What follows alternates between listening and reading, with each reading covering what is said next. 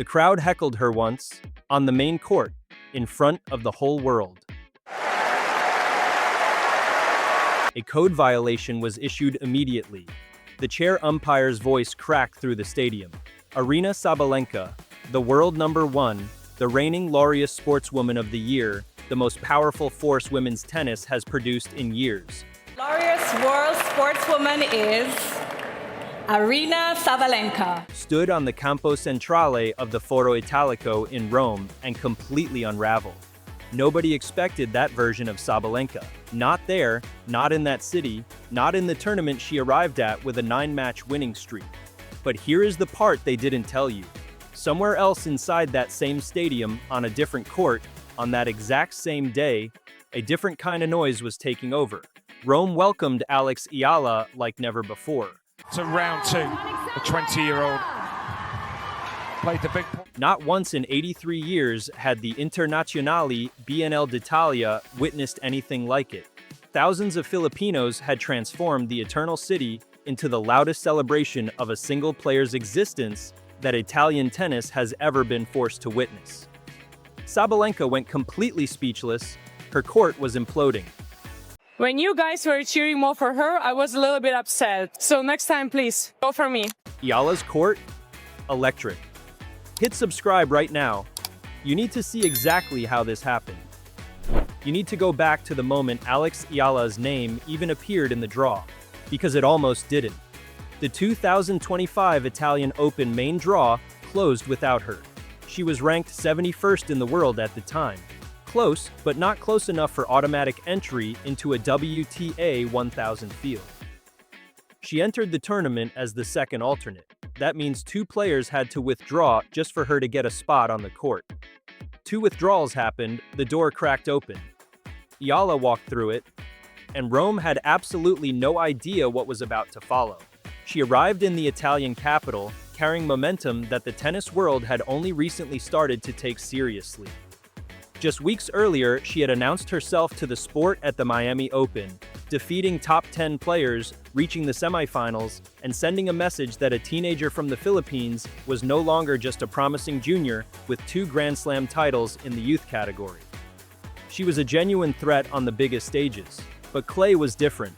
Clay had always been different for Eala. She had admitted it herself in the past. The surface slows the ball down, rewards heavy topspin over flat, clean hitting, and punishes players who rely on pace rather than spin. Rome was always going to be a difficult test. What nobody predicted was how irrelevant the tennis results would become compared to everything else that unfolded. Walking the streets of Rome in the days before her first match, Eala encountered something she genuinely did not expect.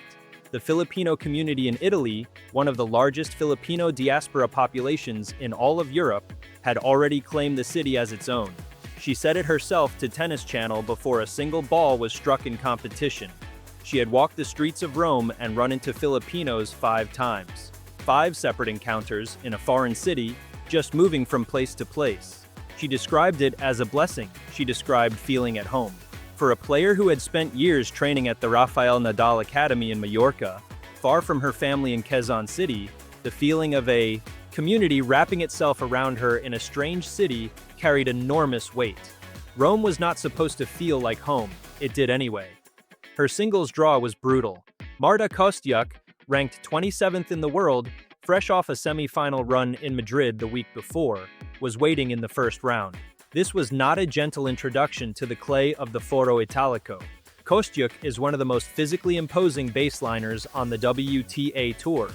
Her forehand generates angles and pace that elite players struggle to handle. Against a 19-year-old playing her first match at the Italian Open on a surface she openly admits is her least comfortable, the outcome was predictable. Eala lost 6-0, 6-1.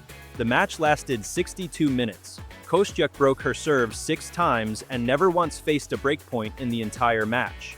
By any conventional metric, it was a difficult night at the Grandstand Arena. But the crowd that showed up for that match told a completely different story. Filipino flags were visible across the stands.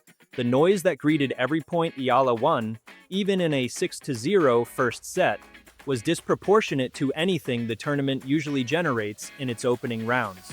Rome was already paying attention to her, not because of what she was doing on the scoreboard, because of what her presence was doing to the atmosphere inside the stadium. The Foro Italico had hosted legends on its clay.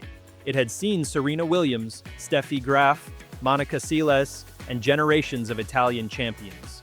It had never seen anything quite like this particular level of organized, sustained, emotionally charged support for a player who had just lost a set 6-0.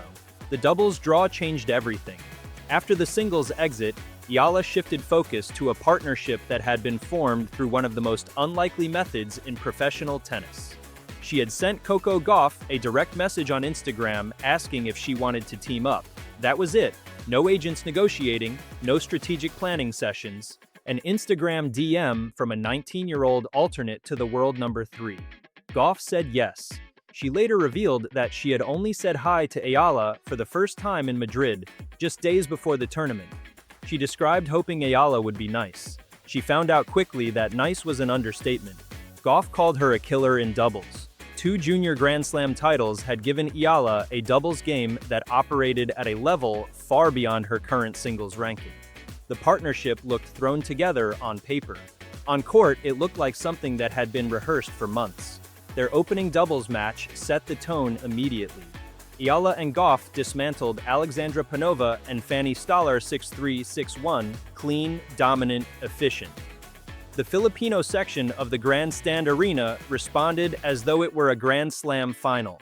Round 2 brought another Italian home pairing across the net, Tyra Caterina Grant and Lisa Pagotto, players the Roman crowd desperately wanted to root for on home soil. Eala and Gauff won 6-2, 6-3. The home crowd had arrived expecting to cheer their own players into the quarterfinals. Instead, they watched an unseeded Filipino-American partnership dismantle them in just over an hour. Something was building inside this tournament. Something the Foro Italico had not planned for and could not contain. The quarterfinal draw presented the most emotionally loaded possible matchup. On one side of the net stood Eala and Gauff, unseeded first-time partners, feeding off the energy of thousands of Filipinos who had turned Rome into something resembling a home crowd. On the other side stood Jasmine Paolini and Sara Errani, the defending champions, Italian national heroes, Olympic gold medalists from the Paris 2024 Games, playing in front of their own country's crowd, in their own country's capital, at the tournament they had won the year before. The stadium was split down the middle. Half the Foro Italico was draped in Italian colors. The other half was covered in Philippine flags. Rome had never hosted a doubles quarterfinal with this kind of cultural weight pressing down on it from both directions simultaneously. What followed across 1 hour and 39 minutes was the kind of match that makes people remember why they fell in love with tennis in the first place. Eala and Gauff raced to a 5-3 lead in the opening set. They had a 40-0 lead in the 9th game, triple set point. The Filipino fans were on their feet. 1 point separated them from taking the opening. Set against the defending champions, Paolini and Errani refused. They saved the game. Then they won the next 3 games in a row to steal the set 7-5. The momentum had shifted completely. The stadium absorbed it. The Filipino section did not sit down. Eala and Gauff came back. They dominated the second set and claimed it to force a super tiebreak decider. Inside that tiebreak, experience beat youth.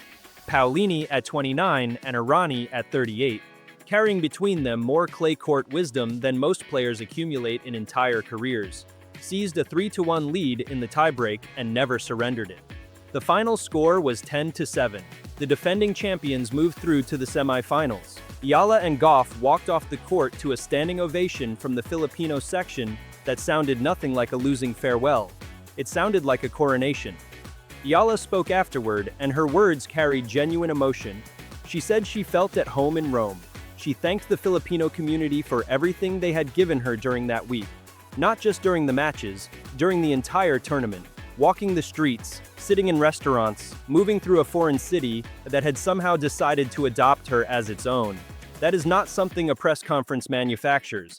That is a player who experienced something real. Now let's go back to Sabalenka, because while all of this was happening on the other side of the Foro Italico, the world number 1 was fighting a completely different battle. She had arrived in Rome as the overwhelming favorite, 9 consecutive match wins on clay entering the tournament. The Madrid title is already secured, a Roland Garros run that had previously taken her to the semi-finals. Every indicator pointed toward a dominant Rome campaign, capped by a title she had never won before. The draw was kind enough. The conditions were familiar. And yet, from the moment her quarterfinal against Qin Wen-jung began on Campo Centrale, nothing worked the way it was supposed to. Jung had never beaten Sabalenka in 6 previous meetings. 6 losses across different surfaces, different stages, different years. Whatever psychological barrier existed between them had followed her into every previous match. In Rome, it dissolved completely. Jung played with a freedom and a precision that Sabalenka simply had no answer for. The first set went 6-4 to Jung. For the first time in 7 career meetings, she had taken an opening set from the world number 1. The crowd on Campo Centrale felt the shift. Sabalenka felt it harder. She was broken immediately in the first game of the second set. The frustration was visible before the heckle even came.